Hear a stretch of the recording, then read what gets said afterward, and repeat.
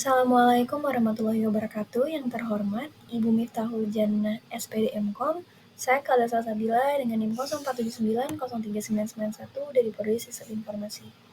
Pada kesempatan kali ini, saya akan mempresentasikan hasil pengerjaan tugas 1 mata kuliah pemrograman berbasis web. Baik, untuk tugas 1 kali ini mengikuti panduan pada e-learning dan juga soal tugas 1 yang sudah dilampirkan di e-learning. Nah, nantinya di sini kita akan mengimplementasikan konsep fundamental HTML, CSS, dan JavaScript DOM untuk membangun antarmuka dan alur interaktif dari aplikasi Bahan Ajar Sita untuk sistem kebutuhan proses pemesanan dan distribusi Bahan Ajar UT. Nah, di sini saya sudah mendownload soal tugasnya ya, sebagai berikut, yang mana nantinya kita akan membuat sebuah website pemesanan bahan ajar di UT yang dilakukan oleh UT daerah, dan pada tugas ini kita akan fokus pada proses front end tanpa menggunakan back end, yang mana data-data yang dibutuhkan tidak akan dibaca melalui database, melainkan melalui file JS yang sudah dilampirkan di e-learning. Berikut filenya juga sudah saya download. Dan untuk website kali ini kita akan membuat 4 halaman website yang terdiri dari halaman login, lalu ada dashboard menu, dan juga ini tracking .html yang nantinya akan menampilkan informasi pengiriman bahan ajar dan juga informasi stok bahan ajar. Seperti itu. Baik, saya izin langsung masuk ke pengerjaannya. Nah, di sini ada juga panduan untuk membuat struktur foldernya. Dan di sini saya sudah membuat untuk struktur foldernya sebagai berikut. Iya, ada aset, CSS, folder CSS, JS, dan juga beberapa file .html.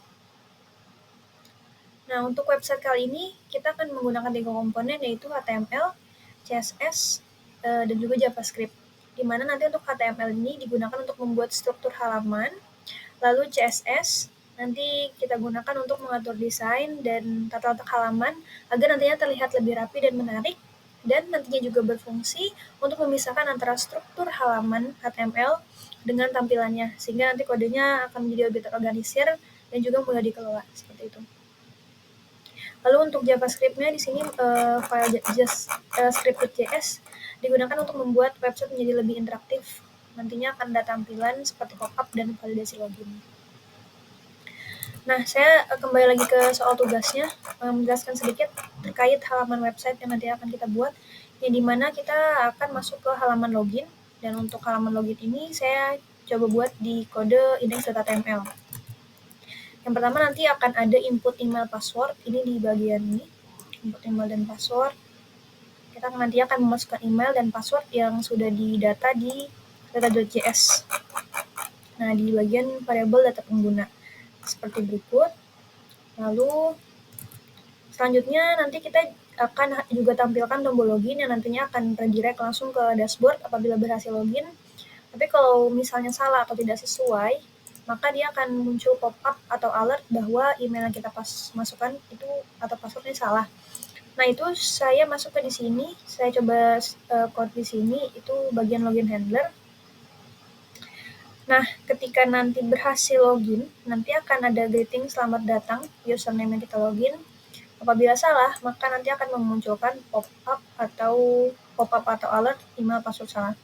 Nah, untuk script.js ini berfungsi sebagai otak website ya, atau bisa kita bilang juga sebagai logika sistem, yang mana nanti semua logika, interaksi, dan alur kerja sistem nanti dijalankan di file script.js ini, seperti itu. Nah, kita kembali lagi ke halaman loginnya. Nanti ya, apabila nanti tadi untuk email dan password kalau sudah salah dimasukkan nanti akan muncul pop-up. Lalu kalau nanti juga ada kita tampilkan tombol lupa password dan daftar. Nanti juga akan ada pop-up-nya.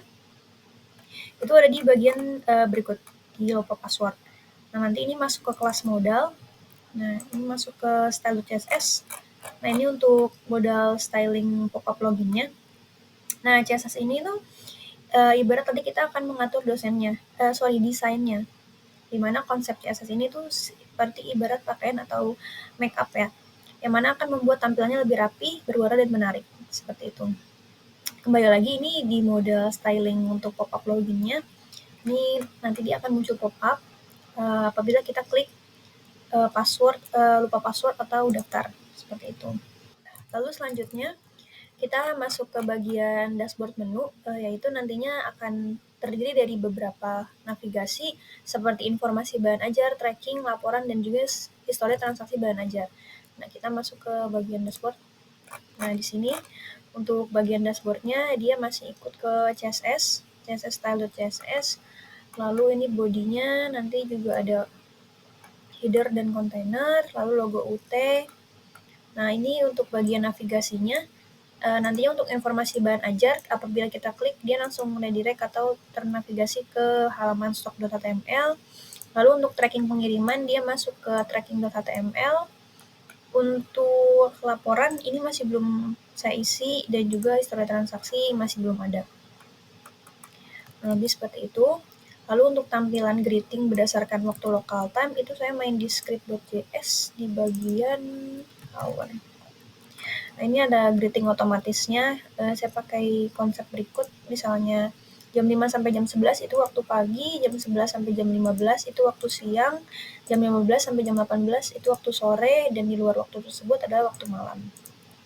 Untuk greetingnya, selanjutnya di bagian dashboard menu ini tracking ya, tracking.html, nantinya yang akan menampilkan informasi pengiriman bahan ajar seperti itu. Nah, nanti kita akan masukkan nomor delivery ordernya itu di bagian tracking. Berikut nanti ini masuk ke kelas tracking body untuk stylenya. Nah, berikut untuk style tracking. Nah, nantinya di tracking ini kita akan input delivery ordernya. Ada button cari juga, nanti dia akan langsung muncul halaman yang berisikan detail pengiriman. Itu nanti linknya ke data.js di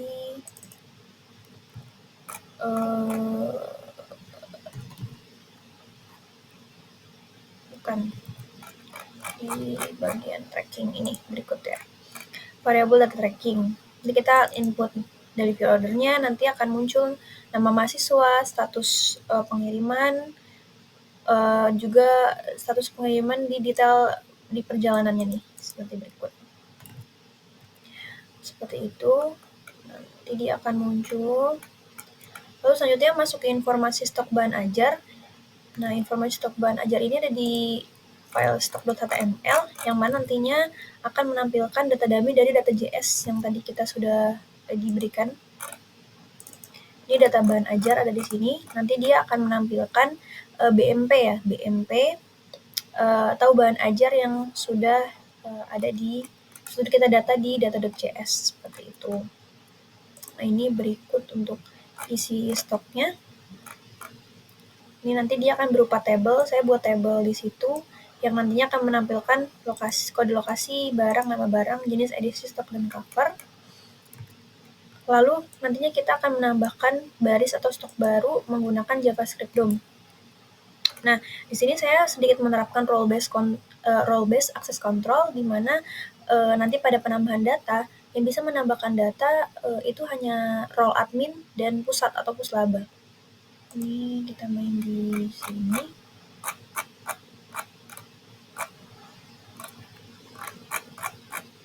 Ini di bagian tambah data, selain admin dan puslaba, nantinya tidak akan tampil button tambah data dan juga hapusnya, seperti itu. Ini untuk hapusnya nanti hanya bisa admin dan puslaba saja. Kurang lebih seperti itu. Terdapat fitur ya, sudah selesai. Nah, ini tadi untuk struktur foldernya juga sudah sesuai. Izin saya langsung mendemokan websitenya. Nah, ini klik untuk halaman loginnya. Nah, ia akan tampil seperti ini. Saya izin kembali ke soal. Nantinya pertama ini sudah ada untuk input email dan password.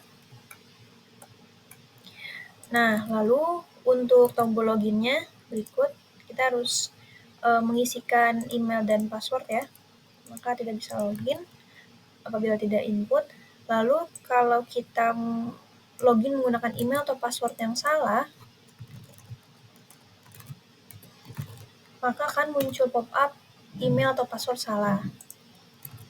Selanjutnya, tombol lupa password dan daftar dimunculkan dalam bentuk pop-up. Kita klik lupa password, nah maka dia akan tampil pop-up, silakan hubungi admin untuk reset password. Untuk daftar juga akan tampil pop-up untuk hubungi admin, seperti itu. Nah, baik untuk halaman loginnya sudah selesai, kita coba login menggunakan admin.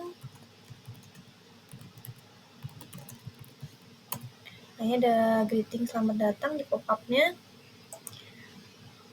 Lalu,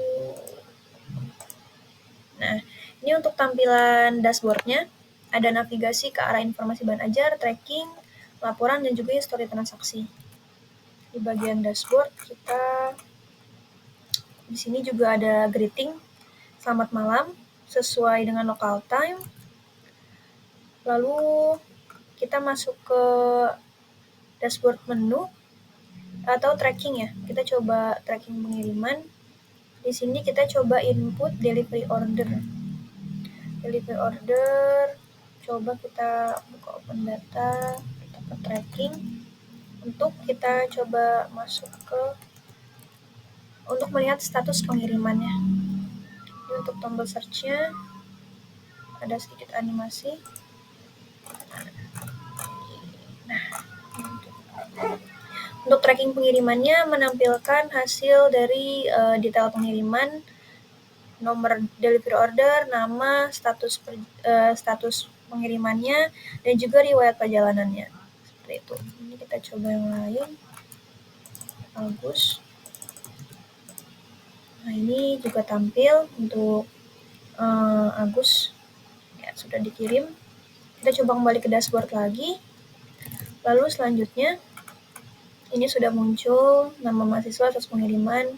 Ketika kita klik cari, selanjutnya kita masuk ke informasi stok bahan ajar. Yaitu ada di bagian ini, informasi bahan ajar. Nah, di sini akan menampilkan informasi bahan ajar. Nah, karena tadi kita login menggunakan admin, maka kita bisa melakukan hapus bahan ajar dan juga tambah data. Di sini coba saya tes tambah data. Kode lokasinya misalnya 0 UPB UBF. Kode barangnya MSIN 4309. Nama barangnya pemrograman berbasis web. Jenis barangnya BMP, edisinya 5.